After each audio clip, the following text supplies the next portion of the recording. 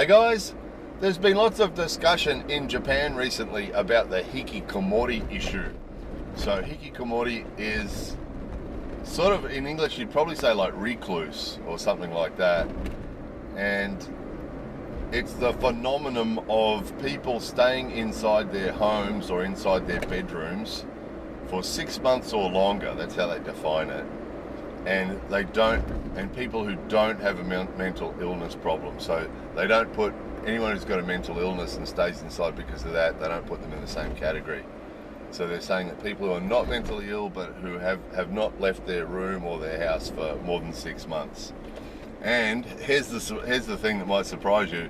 The government released some figures that said that they estimate that as many as 1.1 million people in Japan might be hikikomori, right? Might be sitting around in their rooms for longer than 6 months.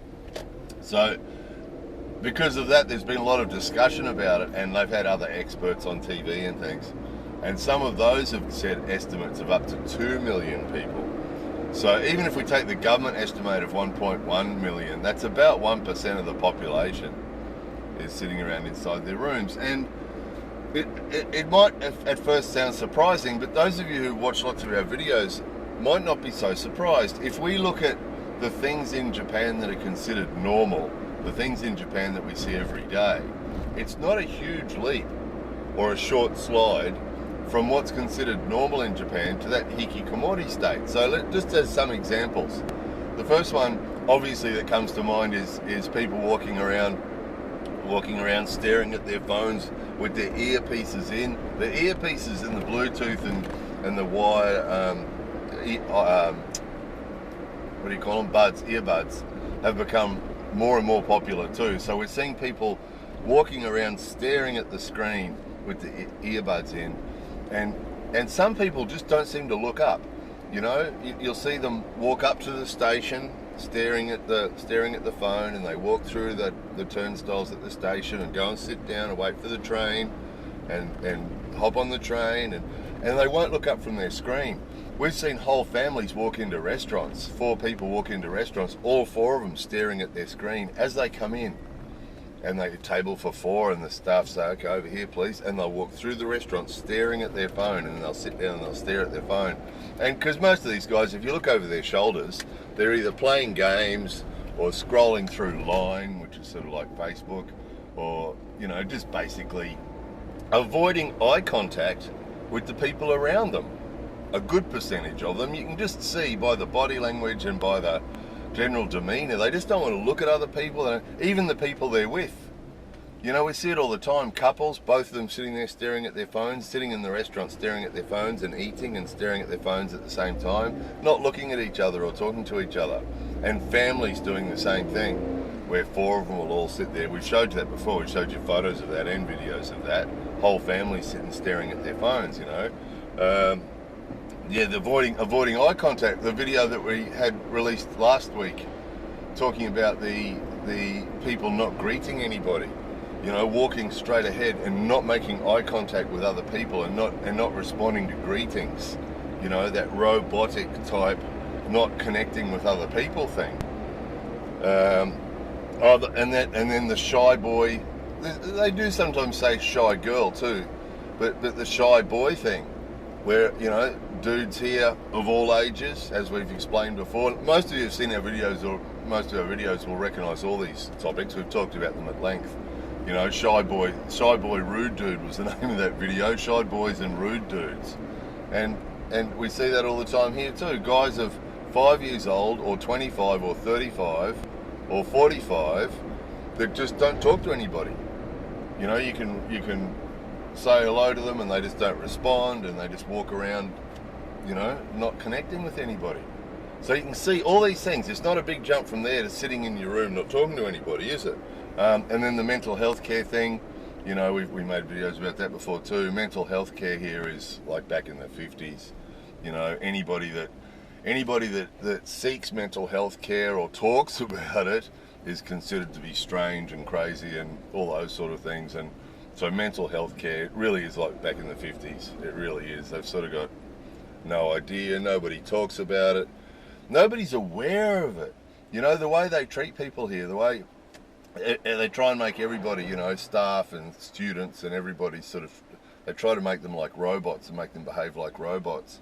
And there's no understanding, you know, in most modern countries now, there's sort of a basic, everyone has sort of a basic understanding of psychology, you know, and that if you do this to kids, that this will be the result, and if you do this to people, that'll be the result. And that sort of basic understanding of psychology that most modern people have, people in Japan just don't. Most of them. And again, all these are generalizations. There are exceptions to all these things, of course, but, you know, generally, a basic understanding of psychology just doesn't exist here.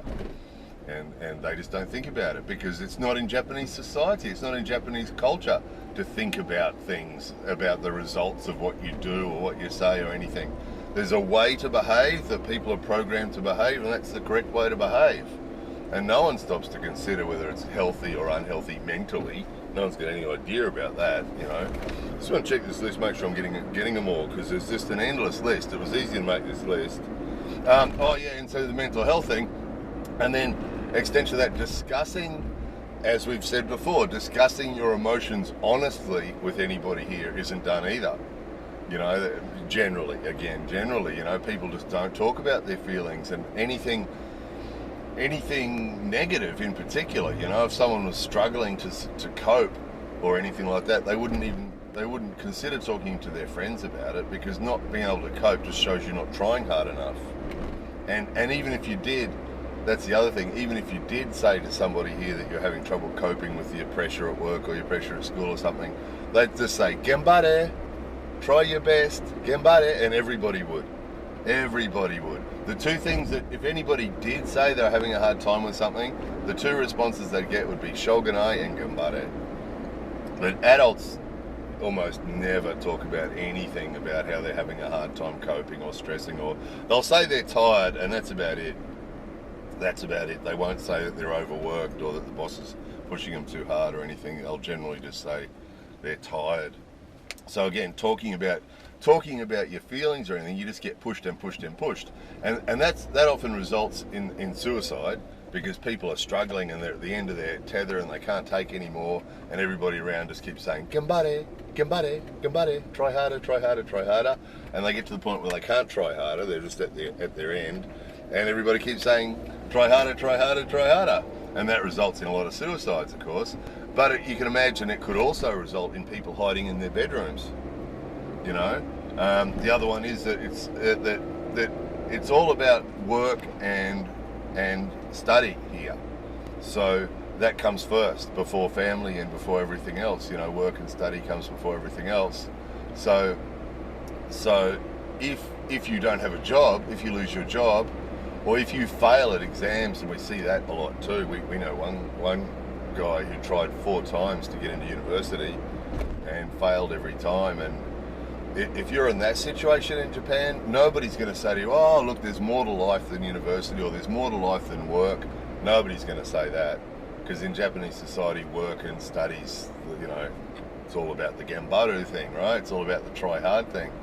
So you can imagine those people too, if they fail at work or lose their job or fail at study, you know, to go out of their room and face everybody saying, you know, "What are you doing? What are you doing? What are you doing?"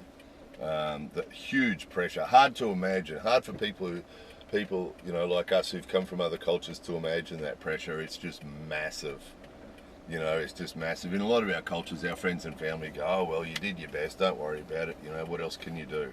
And there's more to life than study, there's more to life to work. People here don't say that. There'd be massive pressure from everybody around them. Friends, neighbours, family members, everybody would be pressuring them to try harder and try harder and try harder. So, you know, suicide's easy to see how they get to a point of suicide, but easy to see too how they could hide in their room. Just on a side note, apparently they estimate most of the Hikikomori are living at home with their families, of all ages, you know, so 35-year-olds, 25-year-olds, 35-year-olds, 40-year-olds living at home at their parents' house. They're just staying in their bedroom. Just staying in their bedroom and not leaving their bedroom, and their parents bring them food and they sit in their bedroom and hide from the world. And again, with all these things, it's easy to understand how that could happen, isn't it? You know, easy to understand how that could happen. Also too, along with the not connecting with people and not looking at people and not talking to people, the family and friend connections here, and again, not always the case, but generally only skin deep. You know, and you get a lot of people who say they've been to Japan and they've got lots of good friends that are Japanese and things. And often it looks like that. It looks like people are good friends, or, you know, families are close or whatever. But often you get to find out the truth, and you'll find that often it's only skin deep. You know, and we've got a million examples. We've given examples before on videos about that, but we've got a lot of examples of that where, you know, what appear to be a really close family, and the father gets transferred to South Korea for 4 years, and he gets 1 week a year to come back and spend with the family, and they just go, okay. And because in a lot of societies, a lot of cultures, you know, a lot of people just say, no, I'm not going to do that. I'm not going to leave my family. We know lots of people have done that with young kids. The father just goes. He's been transferred to South Korea. We know another guy was transferred to Singapore. And he used to talk all the time about, when we talked to him about, you know, time with family is so important. Yes, yes, yes, he'd say. Yes, yes, yes. And then he got offered this job in Singapore, and he took it. And so he's in Singapore 51 weeks of the year. And, you know, his 2 kids are growing up back here with their mother on their own. And the mother told us the other day she feels like a single woman, which is fair enough, isn't it? When 51 weeks of the year, there's no husband, there's no father in the house. And they don't bat an eye. We know a lady who went off to Australia and left her 8-year-old daughter with the husband and said, see you, I'm going to live in Australia.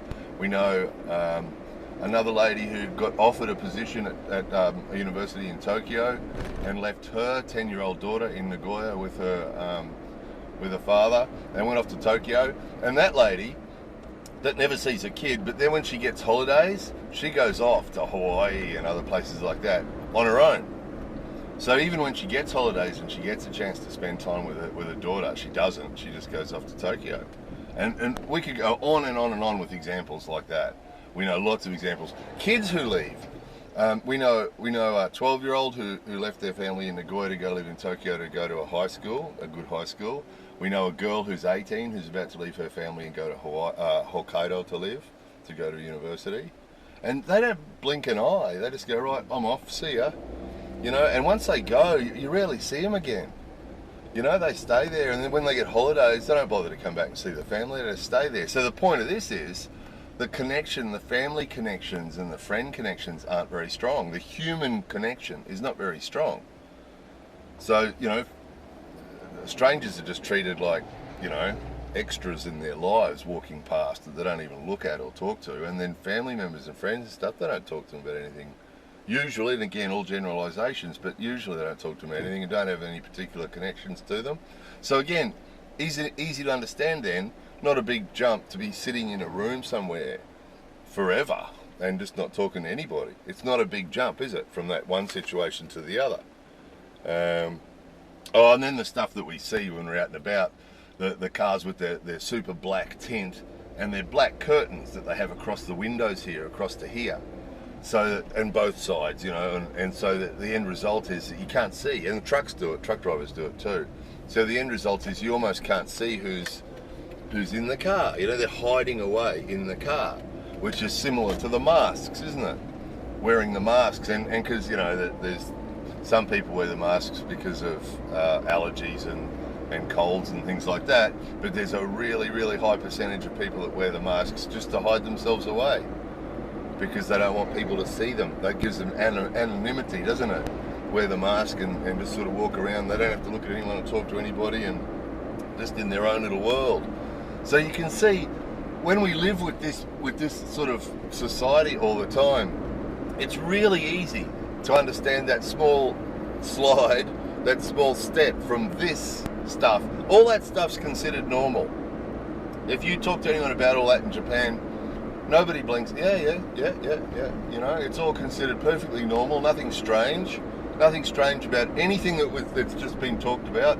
None of that is considered strange in Japan. All of that is considered normal. Nobody would see anything strange about any of that, which means that the thing about the Hikikomori isn't a big jump either. They don't see that as, you know, they do think it's strange because it's not normal, but again, it's not a big mystery to anybody. They go, yeah, Hikikomori, yeah, you know. no big surprises there. So, oh yeah, the way people live anyway isn't a big jump. If you look at houses and apartments here, and we made a video about this before about the balconies, you know, the balconies on houses and apartments in Japan aren't made to sit on and relax. You know, they're usually just there to sort of part of the design, but also to put out your washing and your futon and things outside. But you don't see people, we made a video all about this, you don't see people sitting around on their balconies reading books or lying out in their yards relaxing, or, you know, public holidays and weekends and things. We've driven through estates, we've showed you public holidays and weekends, you'll drive through an estate and not see a person. Everyone's inside. And lots of people, those storm shutters that we showed you before the typhoon, lots of people leave them down all the time. So, you know, we've got neighbours that we never see. The car will appear, you know, the car's not there, then the car's there, and they've come home in the car, they've got out, they've gone in the house, and you don't see them. You just don't see them. You know, there's a big house near us that lots of people seem to live in, and you sort of glimpse people, and you don't see them outside. Nobody's outside doing anything. Generally, occasionally someone will be outside washing a car or something like that, but generally you don't see them. So again, if their houses and their apartments, the normal people are living like that, that's not a big step away from sitting in your bedroom, is it? And not leaving your bedroom. It's basically the same thing. Sitting in your small apartment that, you know, with all your... They don't open it up and look at the view. Even places, we've showed you this before too, places right next to the ocean that would have an excellent view, but they're all closed up. You know, curtains and blinds and things block the view. So they're not sitting in there looking out at the view or sitting out the balcony looking out at the view. They're all closed in. They'll often build apartment buildings here that'll have an amazing view in one direction, and they'll build it in the opposite direction because that's the standard design for that apartment building. And you'll end up with a blank wall facing the view, so that the amazing view, nobody's looking at it, you know, because they live this really enclosed little life, which is a very short step from Hikikomori anyway, isn't it? So, what else we got? Yeah, study and work. So, yeah, so look, it goes on and on. Those of you who've been watching our videos for a while would have heard lots of stories like this already. And all those topics we've expanded on and talked about a lot more. And it's not surprising, is it? It's not surprising. When people are living like they are, they're basically all really insulated. You know, they're all really insulated. Not everybody, but almost everybody. Almost everybody live in this little bubble, this little cocoon just with one person in it. You know, and then the connections with the other people are really only skin deep. You know, those people who've lived here long term, you know, there's always someone who tells us they've got lots of Japanese friends. Yeah, well, that's good. But you'll find if you leave the group or leave the school or leave the workplace or whatever it is that your connection with them was, that connection will soon be severed. You know, we actually had one girl, I left a club a while ago, it was a Kudo club. And there was one girl that actually cried when I left, right? I wasn't going to do Kudo anymore. So when I left, everyone was, oh, you know, sorry you're going, and one girl cried. And I went back 6 months later, and it was like I was a stranger. Because I wasn't in the group anymore, wasn't a member of the group anymore, they were all really distant. And the girl who'd cried when I left was too. You know, and that's what Japanese people will be like. If you're a member of a group or a club, they see it that it's, you know, that they should be friendly to you, and you know, and you get that impression that they're your friend, but the reality is that it's only skin deep. You know, and again, relationships here, they're only polite pleasantries and the usual things that are okay to talk about. You know, some of us have come from cultures where friendships are deep, and you support each other and talk to each other about everything. And again, there's that psychology thing again, where most of us understand that if you're troubled by something, that talking with your friends about it will make you feel better. And most of us consider that to be perfectly normal and healthy and obvious, right? That if your friend's having a bad time, that they unload on you about what an asshole their boss is or whatever, and you have a bit of a chat about it and drink a beer, and at the end they feel better. And most of us consider that to be perfectly obvious and normal. Not here. They'd see that as childish and unloading your problems on someone else and making the other person feel bad, and And you know, you'll find if you do that in Japan, that the people, if you do that to a person in Japan, tell them about your problems and unload on them a bit, chances are you'll never hear from them again. You know, and again, generalizations, and there are exceptions to it, but those who've lived here long term, people who live here short term, quite often it takes a while to really understand what's going on.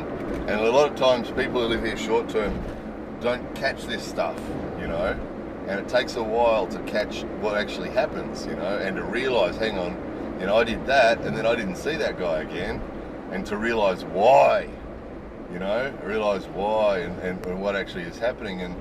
And when you realize what's going on with a lot of these people and the way they live, the 2 million, you know, where there's 1 million hikikomori or 2 million, the 2 million's easy to believe. You know, it's not surprising at all. It's such a small step from what's considered normal in the way most people live to locking yourself away in a room and never leaving it.